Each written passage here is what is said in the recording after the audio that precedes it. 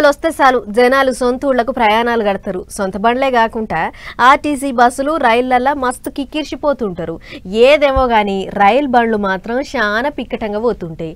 ఇక అట్లా జనాలకు టికెట్లు ఇచ్చి యాస్టగొన్న టికెట్ కౌంటర్ సిబ్బంది జర్రసేపు అట్లా నిమ్మల పడదామనుకుర్రు. కానీ ఇంతలో గిట్లయింది ముచ్చట.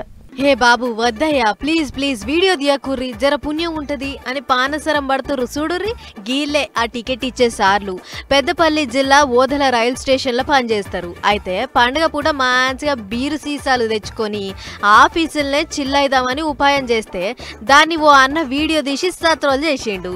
మరి పండుగ పూట సార్లకు సెలవు ఇయ్యలేదో లేకుంటే జనం ఎక్కువ ఉంటారు కాబట్టి టికెట్లు గట్టిగిచ్చి ఆమ్దాన్ పెంచాలి అని ఆర్డర్ వచ్చిందో తెలియదు. గాని అందరికి పండుగ ఉంటే మనకు మాత్రం ఎందుకు ఉండొద్దు అని అనుకుని గీతీల రైల్ స్టేషన్లే బార్ కొలాయించిర్రు. బుక్కేతానికో మిక్చర్ ప్యాకెట్, ఓ సోడా, ఇంకా షెడ్రా పడ్రా తెచ్చుకొని చల్లటి బీరు మెల్లగా దాగి చిల్లైదామని సార్లకుంటే ఉపాయం అంతా ఉతకత అయ్యింది.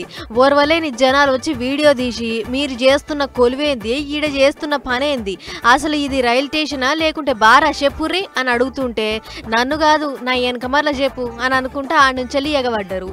ఇక లోపల ఉన్న సరుకు సామాన్ అంతా వీడియో తీసి సోషల్ మీడియాలోకి ఎక్కిస్తే ఓదెల రైల్ స్టేషన్ ఆఫీసర్లు చూడుర్రమ్మ ఎంత పనులున్నారో, పండుగ పూట సెలవు పెట్టకుండా జనం కోసం గీ తీర్ల చెమట తీస్తుర్రు అని అంటే వీళ్లకు ఎంత పెద్ద అవార్డు ఇచ్చినా తక్కువే అని అనుకుంటా కామెంట్లు రాస్తుర్రు చాలా మంది.